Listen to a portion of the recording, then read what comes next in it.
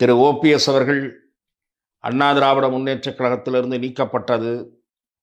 திரு TTV Dinakaran தனி கட்சி தொடங்க வேண்டிய சூழல் ஏற்பட்டது. திருமதி சசிகலா தலைமையில் ஒரு பிரிவினர் செயல்பட நேர்ந்தது. திரு புகழேந்தி, திரு கே.சி. பழனிசாமி, திரு ஜே.சி.டி. பிரபாகர் இவர்களெல்லாம் வெளியேற நேர்ந்தது. அத்தனைக்கும் காரணம் ஒரு தனி நபரின் எதேச்சதிகாரம். அவர் எடப்பாடி பழனிசாமி.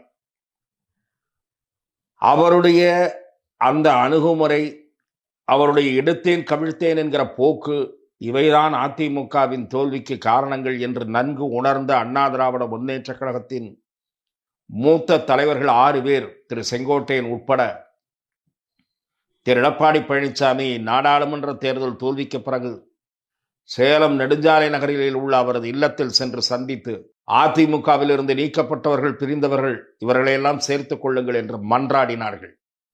2.5 மணி நேரம் அவர்கள் வாதாடியும் எந்த பயனும் இல்லை. ஒரு கட்டத்தில் திரு சி.வி. சண்முகம் பொறுமை இழந்து போய், திரு எடப்பாடி பழனிசாமி பொதுக்குழுவில் எடுத்த முடிவைத்தான் நான் உறுதியாக இருப்பேன் என்று சொன்னபோது, அதே பொதுக்குழுவை கூட்டி முடிவெடுக்கலாம், பொதுக்குழுவை கூட்டுங்கள் என்று திரு சி.வி. சண்முகம் எடப்பாடி பழனிசாமிக்கு சவால் விட்டார். ஆனால் திரு எடப்பாடி பழனிசாமி கோபமாக எழுந்து உள்ளே போனாரே தவிர அவருடைய கோரிக்கையை ஏற்கவில்லை.